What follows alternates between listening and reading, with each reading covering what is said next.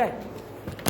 So you need friends to talk about your feelings, your plans, and so on. We are social people, social beings. We are not created to be alone. So we want friends.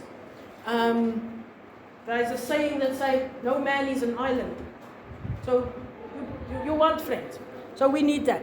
Okay, then the next one, if you have that, you need some recognition and appreciation of your achievements, yourself, your esteem needs, respect, and so just let's put respect there.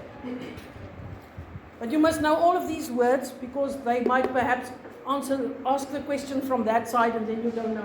So I might just make it easy now. And if you have all of that, you want to grow. Look at the big words they have there. The need for self-actualization. You must know that word.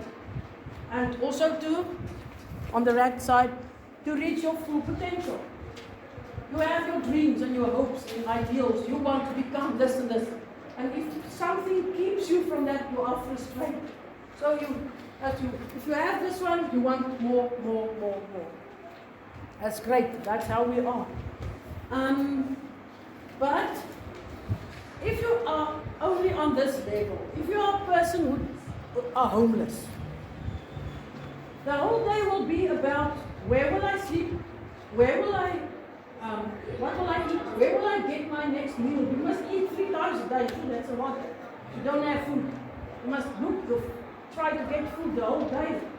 So that will keep your whole head so busy that you cannot think about going to school or trying to move up in this hierarchy of needs.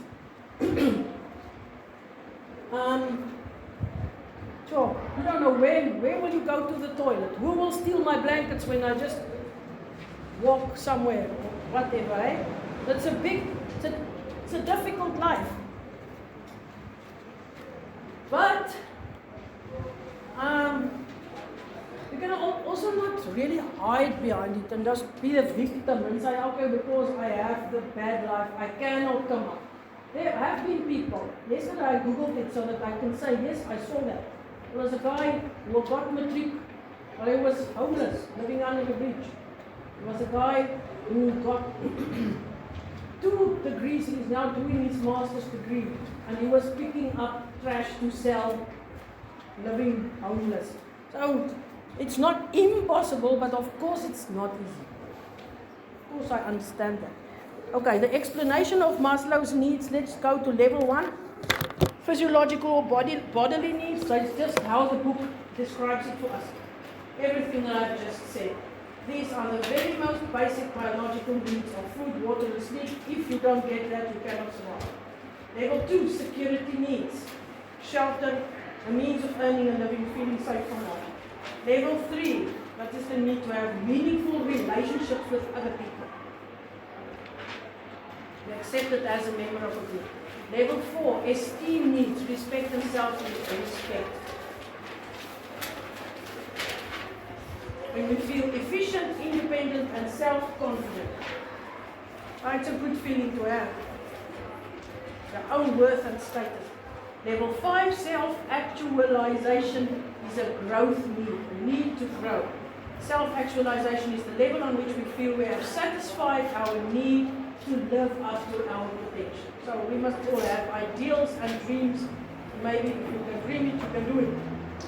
Through all the other levels, we have gradually become the best we can by developing our abilities, taking on challenges, working to help others, and allowing our creativity to blossom. There are a few examples of, let's see what happens. Activity 2.3. Let's just do one or so because we don't have a lot of time. Cage Hospitals offers college courses to their unskilled employees during their work breaks, but only some accept the offer. The others, which would much rather spend the time socializing. So which needs do we talk about there? They work at the government hospitals, state hospitals. And the workers, they say the unskilled employees, these are people that are not studying, they haven't studied, so they are not nurses, they must be the cleaning staff. But in the work breaks, there is some extra courses they can take. But they don't want to take it because they want to socialize, sit and talk. So, two needs. One need is growth, but they rather want to still do that one. Okay. Let's go to the interpersonal relationships.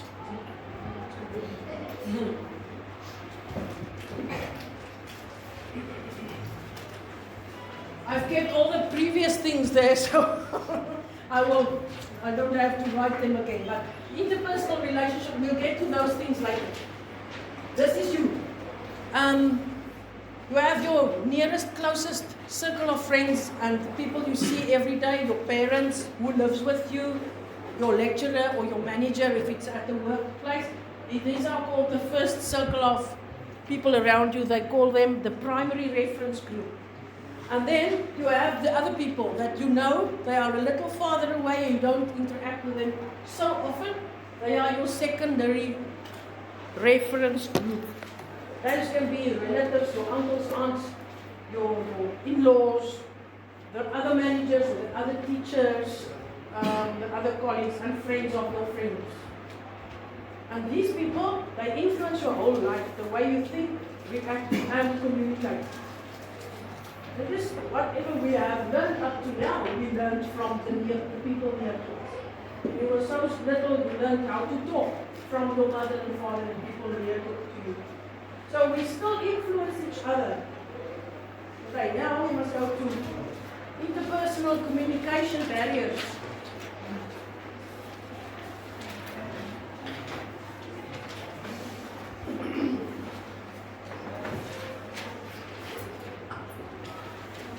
All the time we are just busy with this message thing, the message and why the message perhaps do not go through. This whole book. So we are back to interpersonal communication. These things in this you have done.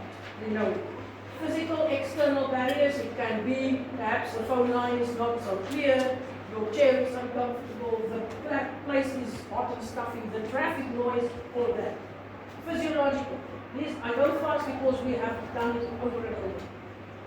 Physiological barriers, your state of health. It can be a deaf person, he cannot hear anything, he can read, you can see all the signs. A blind person, the other way around.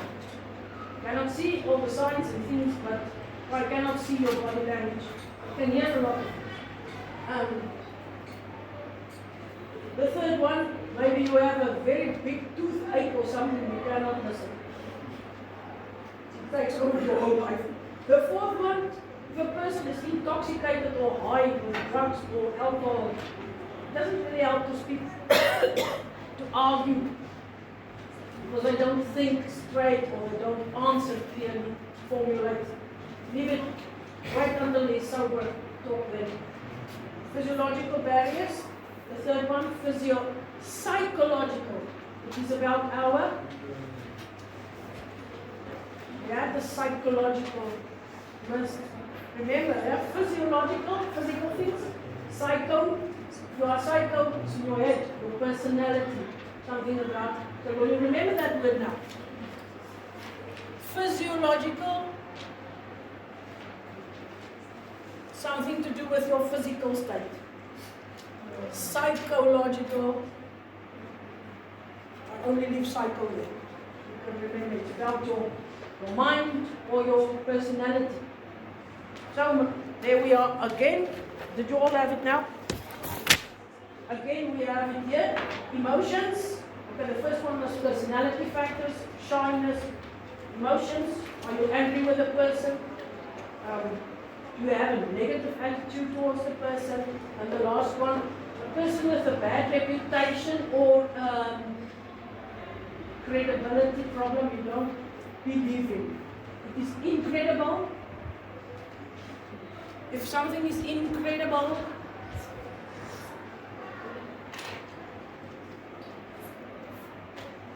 so you put incredible, you can't believe it. So now I want to say a credibility problem. So you see, you have a part of the same word. It means I cannot believe you, I cannot trust you. So this perhaps a person with a reputation for gambling, he comes, you know he's a big gambler. Now he comes with a story, my mother is sick, I must go to the hospital, can you please give me 100 rand? Maybe you won't believe him. Okay, now the next one. Perceptual differences. How do we perceive? What is your perception of the thing? Another big word. Perceptual. Perception. Perception. You had perception. Now we make it perceptual differences. Becomes an adjective. You want it grammar. So what is perceptual differences? The way the person sees it. Now, it can be a lot of things. A full 2 pages that comes is devoted to that. All devoted to that. 54. These beautiful little colored circles. It's a type of a thing that you can put in front of a camera lens. If you put the pink one in front of your camera lens, all the pictures will be pink. So you can do it on the cell phone now. Just say, use the other, what's it called? Filters. And you can change the pictures that you would like. So it's the same, it is the same with our perceptions. How do we see the world? And the ideal is below those 6 pictures in that paragraph it says perceptual differences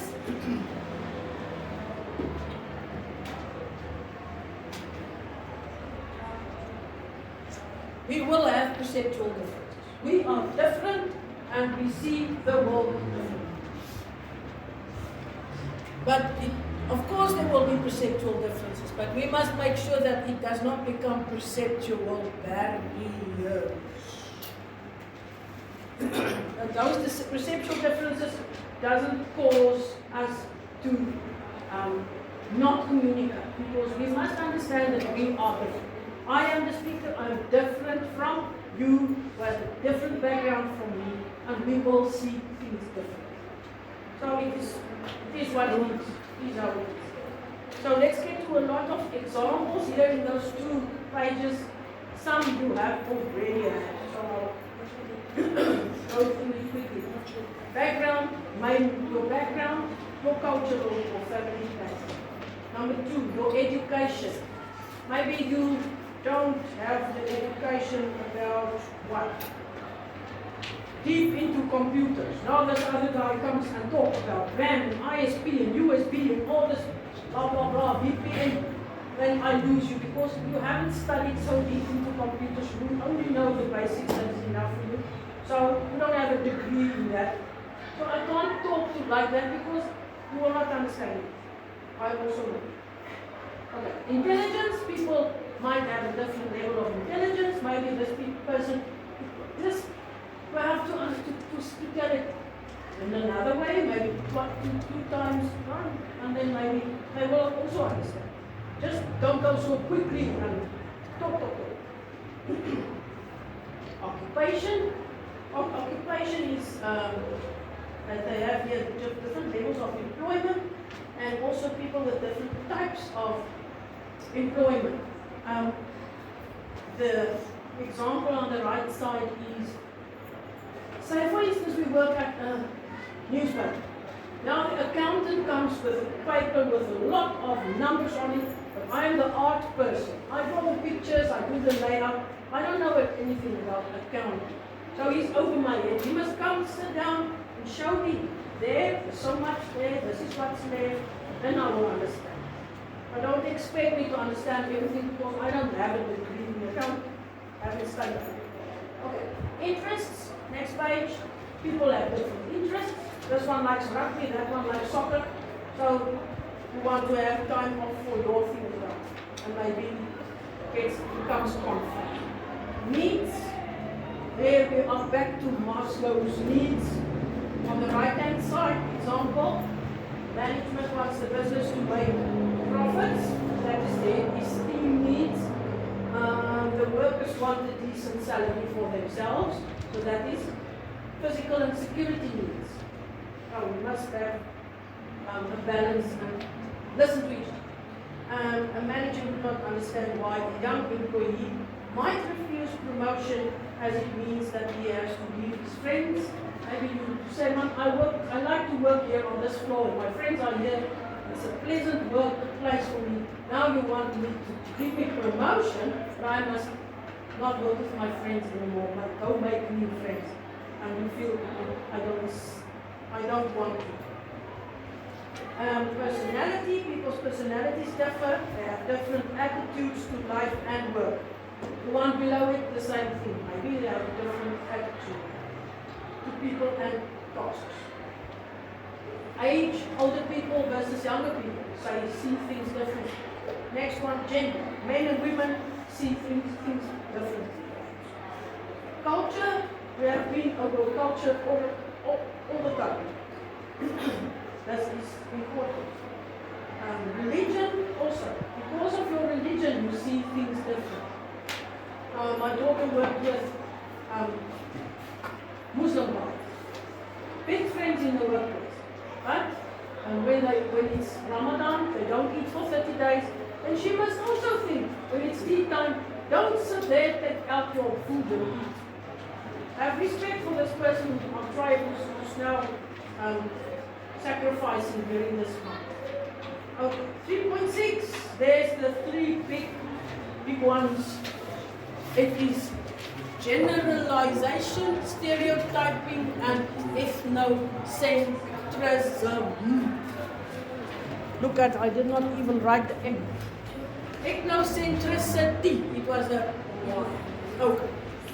Let's start with the first one. General. You take the general thing, you take something and you make it the general. So what is generalization? For the Afrikaans ones, veralgemeen. Veralgemeen. Okay, I don't know. Help me if you can help each other with Xhosa word. If there's one that you can use that will help. So you take the word general and you make it a long word, generalization. For example, I met an Italian guy and he was very dishonest. Dishonest. He was a real scallop. And now, I think all Italian people on earth, they must be all a lot of crooks. They even have the mafia in their country now. I read about it in the newspaper. Backing up my idea with facts. But still, I'm still wrong because I don't know every Italian. There are many good ones. But now I decided they are all crooks. Yeah. So that is a generalization. Look at the next one, stereotyping. So you think a person is from a certain type. You just put in, also the Italians say they are all a scallop type men. They're all crooks. That type of people, I cannot work with it. So if they are a type. There's the definitions. Generalization, let's go back to that one. Generalization is a general statement about a group of people that is based on a limited number of facts or examples. You take the one and you say everything is right. Stereotyping, what's the stereotyping means that the person is automatically put into a category because he or she is a member of a group. So it's the same for me. He or she is then labeled with the perceived characteristics of that group. So you say they are all loud people that like to drink wine. They are all the same. What? Now is the example about the teenager that they've been using here.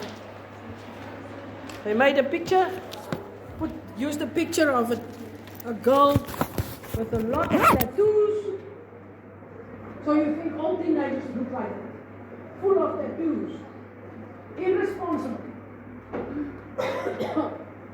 Some of you are still not 20 years old, so you are still teenagers. Or it was just 3 years ago that you were a teenager. Were you like this?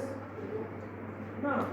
You cannot be like all of that, but that's also an example. You can think they are all irresponsible. You cannot count on them. They are sex mad. So they are just about boys the whole time. They can think of nothing else Weird hairstyles. They want to be weird. Brand name clothing. 800 rand for a t-shirt for what on it? Is it true? They are always moody, grumpy, because they cannot get their way. The ladies.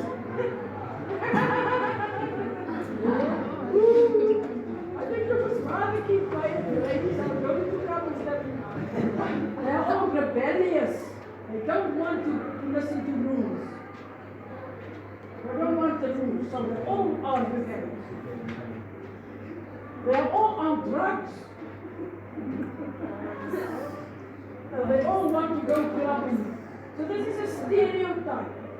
You are a teenager, you don't want people to see you like this. I will show you I am not.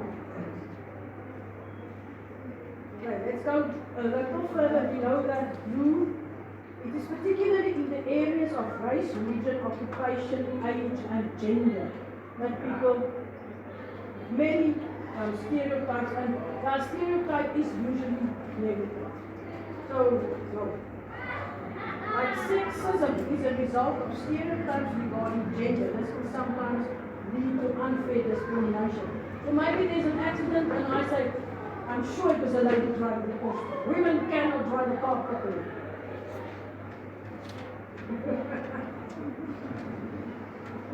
So that is this ism thing. And maybe in gender, with gender roles, girls would say, all guys are trash, men are trash, I need only men, and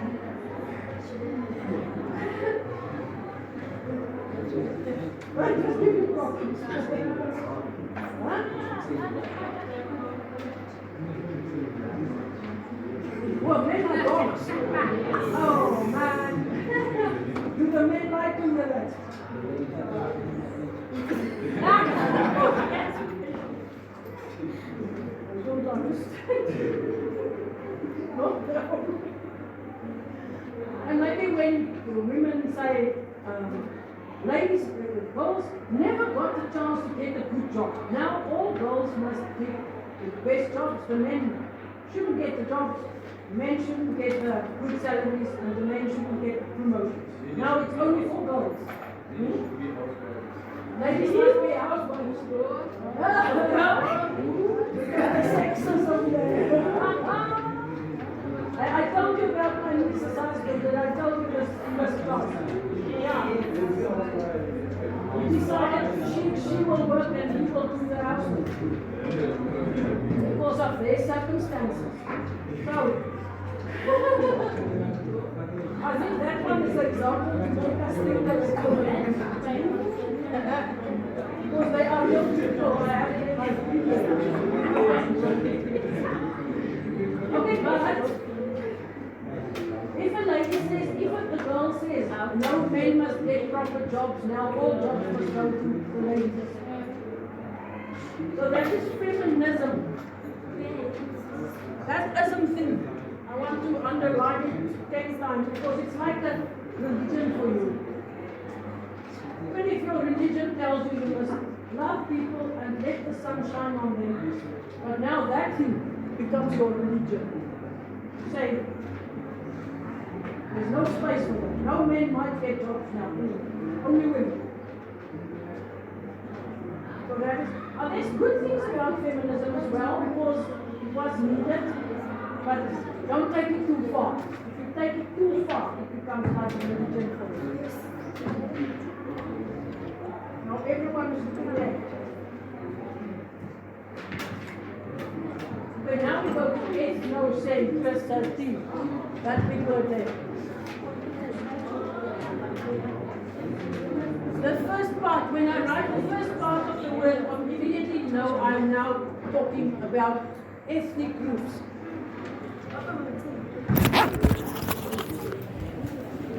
I'm talking about ethnic differences. Oh man. Thank you. Oh boy. the word, you understand that I say something is at the center now. Yes. So, for instance, I say I can only see things from my ethnic group because I am at the center of my life. I shine. And everybody else, I will judge them and say they are not as good as my ethnic group. Let's read. It says here, ethnocentricity is a tendency on the part of one culture to judge other cultures according to its own cultural norms and values. So you think your culture is the only one that's correct and all the others are wrong and inferior, and you judge them. That's the small print, the definition. Just below that, this means that people who belong to one ethnic group, we must listen more. That people who belong to one ethnic group regard themselves as superior to people from other ethnic groups. They automatically judge the others because you can only see your own little world and you think your own ethnic group is the right one. They automatically judge the others to be stupid or violent or unfriendly or whatever you might think of them because they behave differently from you. Now, if it's different, it's not wrong, it's different. So we must kind of let the sun shine on everyone because everyone has a different background and different upbringing. Okay, certainly there are differences between ethnic cultures. Of course, it is like that. We can see. But that does not mean that your particular culture is better than that of another one. So from whichever cultural group, whatever, you cannot say this one is the better one and all the others are wrong. This is why we should really get to know each other and try to, especially the close circle of people who are your friends and your colleagues who work with you. Try to understand. Ask them, how did your people teach you about this and this? And you will still make mistakes, of course, because we don't know everything and suddenly we realized, oh, I made a big mistake. But then, go tell them, I'm sorry, I did not think about this thing. And please teach me about the way you people do things. People's behavior should also be judged within the context of what their own culture considers to be good or bad. So you can only judge within your culture. I can only judge what my grandparents and so taught me. This is what's good in my culture. I can only judge my own people within your own culture. Okay. Then in Model 1 we had this thing about cultural relativity. It's just the same thing.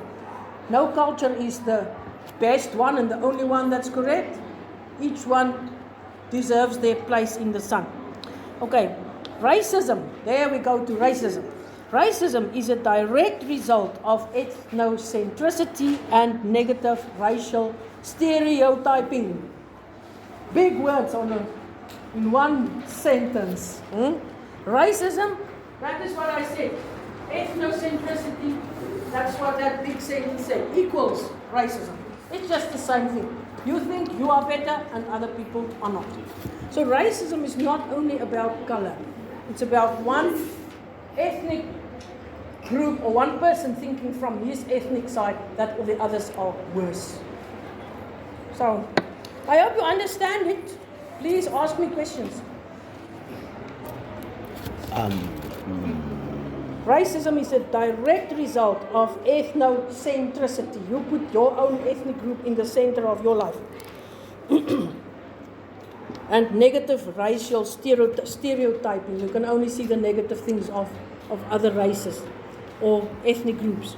Okay, racists believe that every race has fixed characteristics. Mm-hmm. You're going to say all Pedi people are like that, all Xhosa people are like that, all Afrikaners are like that. And you cannot, because people are really an interesting bunch, eh?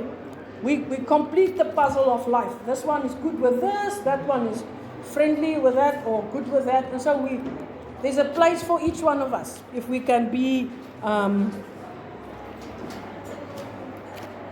my English is now up. Oh man, It happens. Try to understand other people. Tolerant. That's the word. Tolerant. Okay.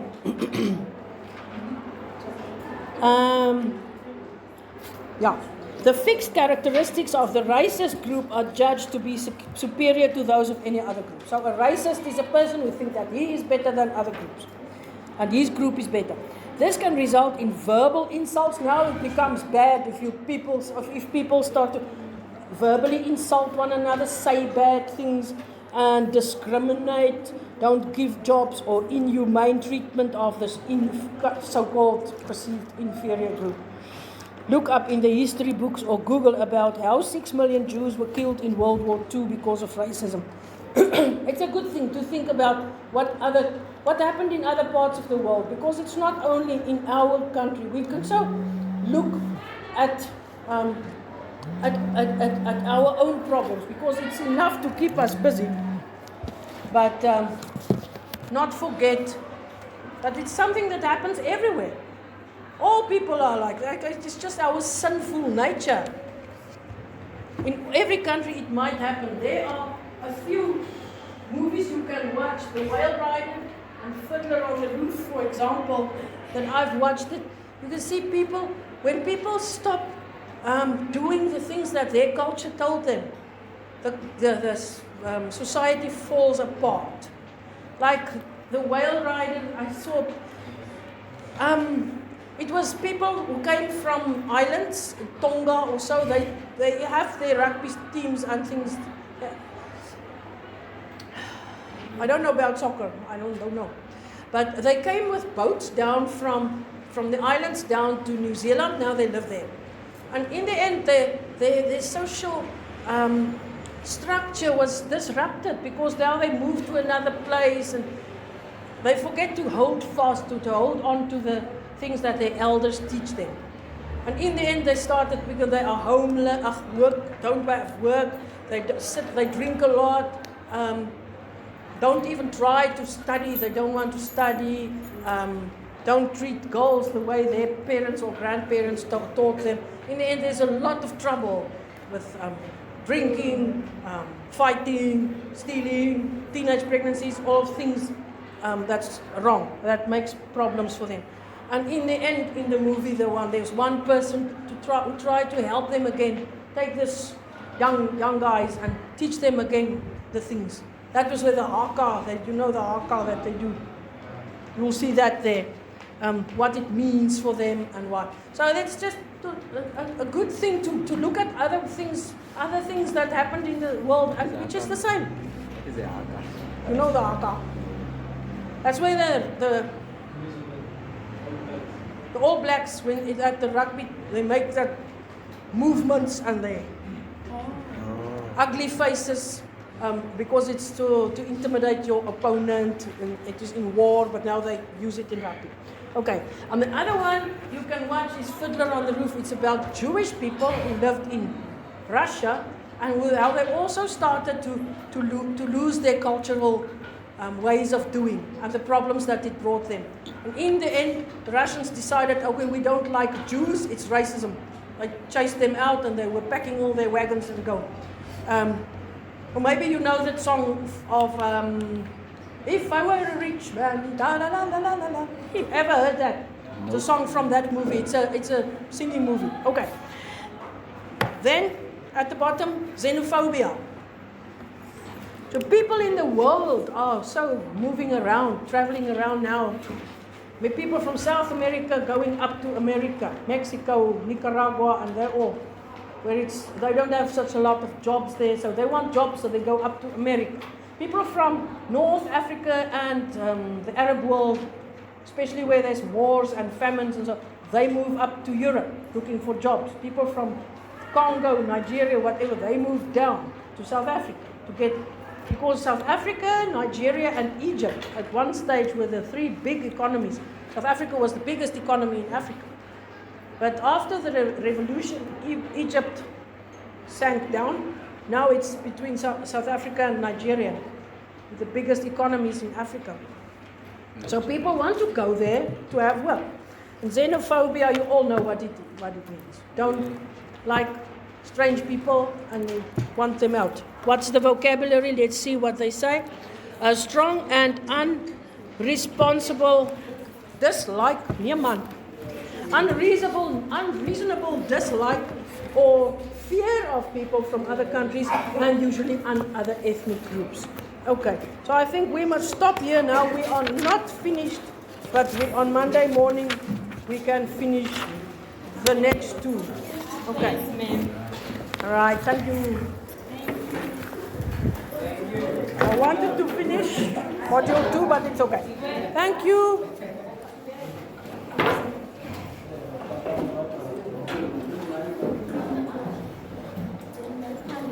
That guy who sat there was part of the class.